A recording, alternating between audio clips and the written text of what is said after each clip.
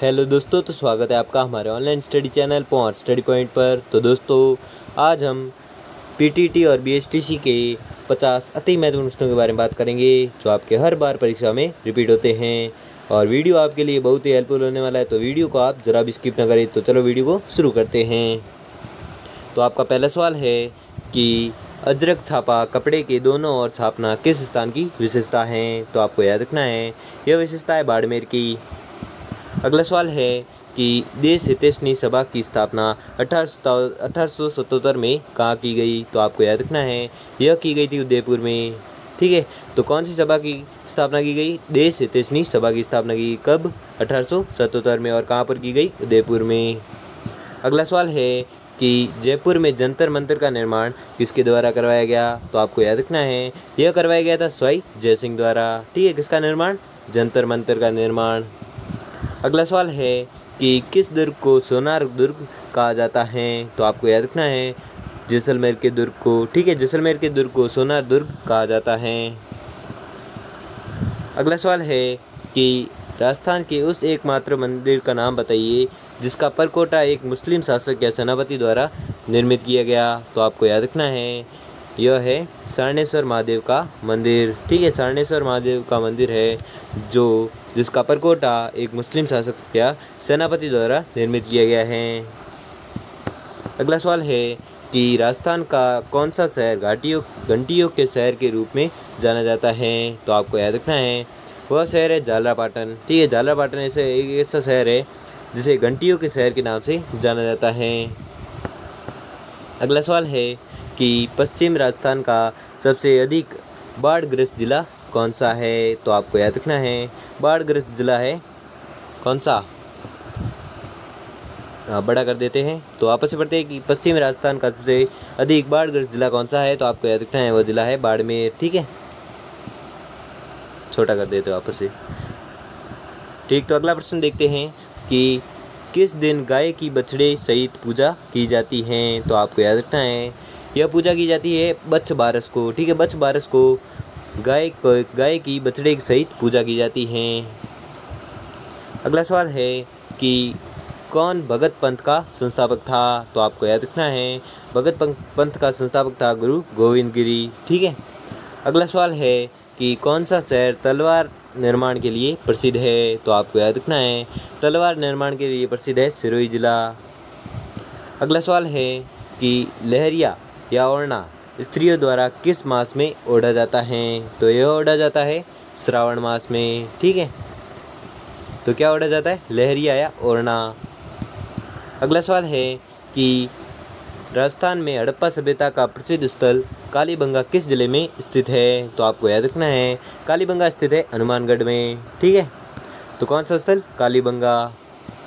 अगला सवाल है कि मालदेव और शेरशाह के मध्य युद्ध किस स्तर पर लड़ा गया। तो यह स्थल था सुमेल। ठीक है, सुमेलगिरी का युद्ध हुआ था। और किनके मध्य हुआ था? मालदेव और शेरशाह के मध्य। और कहाँ पर हुआ था? सुमेल में हुआ था।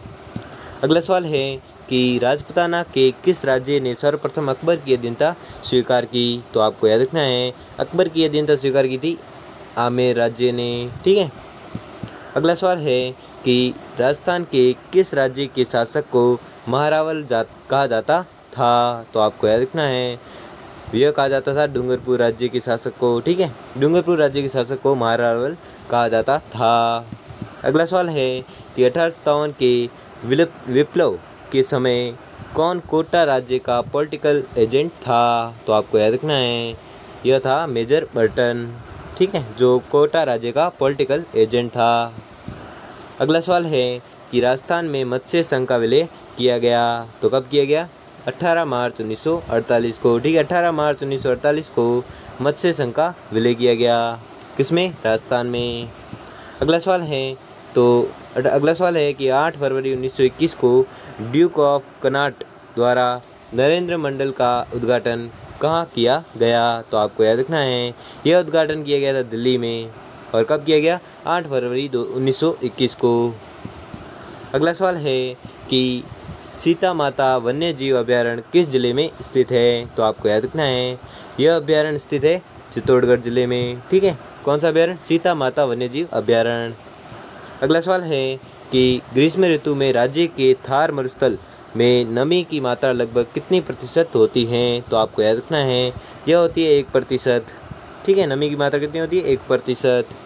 अगला सवाल है कि राजस्थान की वह नदी जो अपनी शुष्कता के लिए प्रसिद्ध है तथा मीणा जाति के लोग इसे गंगा की तरह पवित्र मानते हैं, तो वह नदी कौन सी है? सुकड़ी नदी। ठीक है, सुकड़ी नदी वह नदी है जो शुष्कता के लिए प्रसिद्ध है तथा मीणा जाति के लोग इसे गंगा की तरह पवित्र मानते हैं। किस नदी को? सुकड़ी नदी को।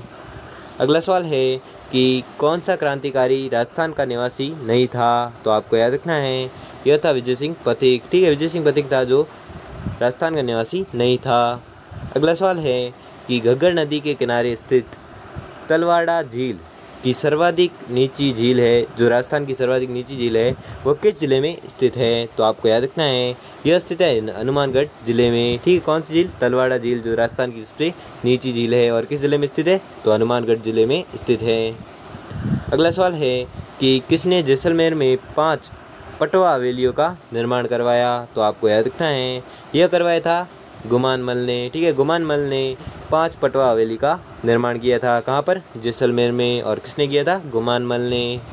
अगला सवाल है कि निम्नलिखित में से कौन सा पशु मेला नहीं है? तो आपको याद रखना है, रामदेवरा। ठीक है, रामदेवरा है जो पशु मेला नहीं है। बाकी तीनों नागौर, पुष्कर और तिलवाड़ा ये तीनों ही पशु मेले हैं, लेकिन रामदेवरा है जो पशु मेला नहीं है।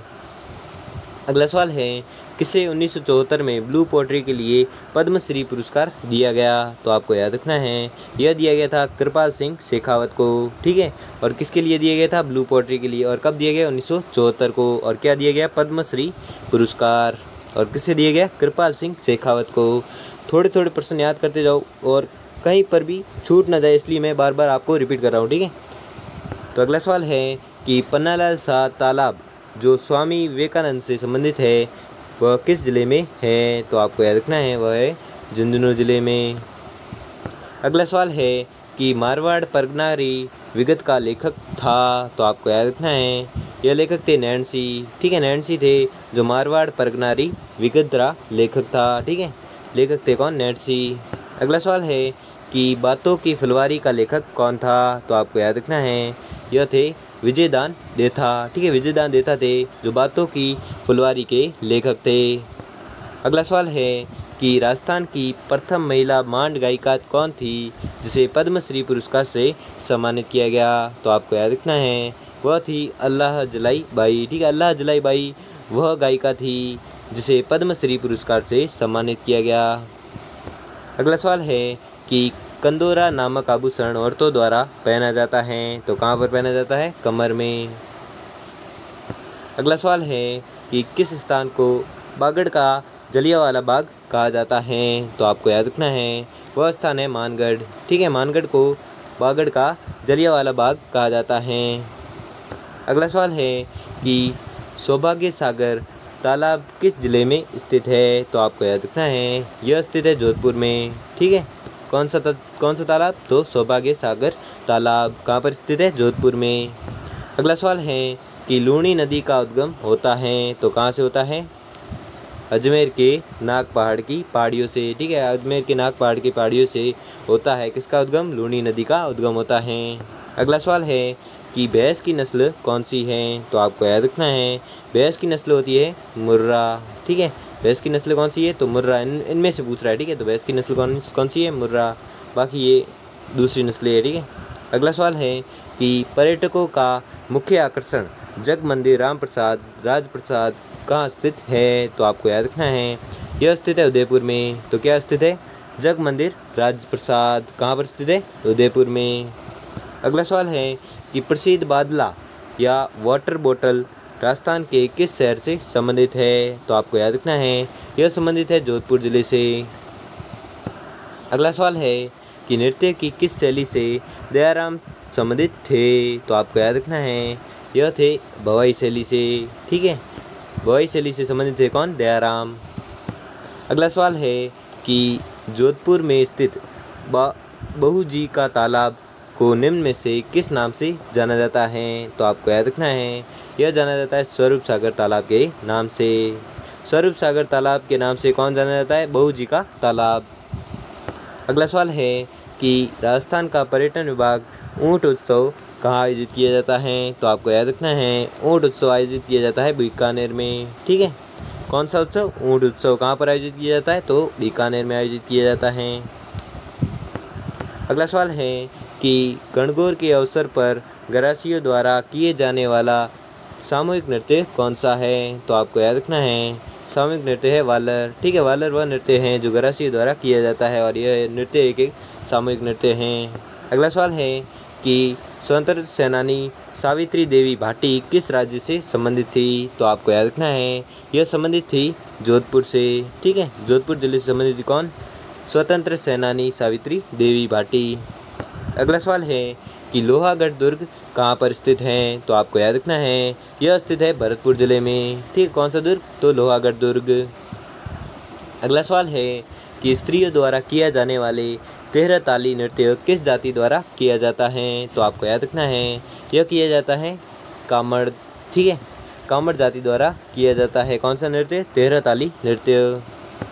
अगला सवाल है कि बाड़मेर जिले के किस स्थान पर गज सिंह और राजेंद्र सिंह के मार्गदर्शन में स्वयंसेवी संगठन जल भागीरथी फाउंडेशन द्वारा जल पिरामिड का निर्माण किया गया है? तो आपको याद रखना है यह किया गया है रूपजी राजा बेरी। ठीक है, रूपजी राजा बेरी स्थान पर किया गया है। क्या किया गया है? पिरामिड का, जल पिरामिड का निर्माण किया गया है। कहाँ पर? रूपजी राजा बेरी के स्थान पर। अगला सवाल है कि गौरबंद से किस पशु का श्रृंगार किया जाता है? तो आपको याद रखना है यह किया जाता है ऊँट का। ठीक है, ऊँट का श्रृंगार किया जाता है किससे? गौरबंद से। अगला सवाल है कि सुमेलित कीजिए, तो सुमेलित करना है तो उपयुक्त सभी सही हैं। ठीक है, सुमेलित युग्म, सॉरी कीजिए नहीं, सुमेलित युग्म है तो कौन से है? तो तीनों ही सही है। जयपुर ढूंढाड़ सही है, जोधपुर मरु सही है और उदयपुर मेदपाट सही है। अगला सवाल है कि राजस्थान के किस राज्य में 1942 में आज़ाद मोर्चों का गठन किया गया? तो आपको याद रखना है यह किया गया जयपुर में। ठीक है, जयपुर राज्य में 1942 में आज़ाद मोर्चे का गठन किया गया था। अगला सवाल है कि किस बाग में हॉल ऑफ हीरोज स्थित है? तो आपको याद रखना है यह स्थित है मंडोर में। ठीक है, मंडोर में क्या स्थित है? हॉल ऑफ हीरोज, यानी कि देवताओं की साल स्थित है। कहाँ पर? मंडोर में।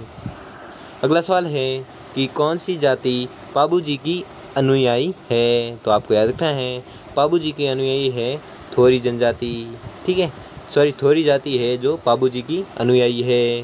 तो दोस्तों, आपको वीडियो कैसा लगा हमें कमेंट बॉक्स में कमेंट करके ज़रूर बताएं। अगर आपको वीडियो अच्छा लगा हो तो वीडियो को लाइक और चैनल को सब्सक्राइब कर लीजिए। धन्यवाद।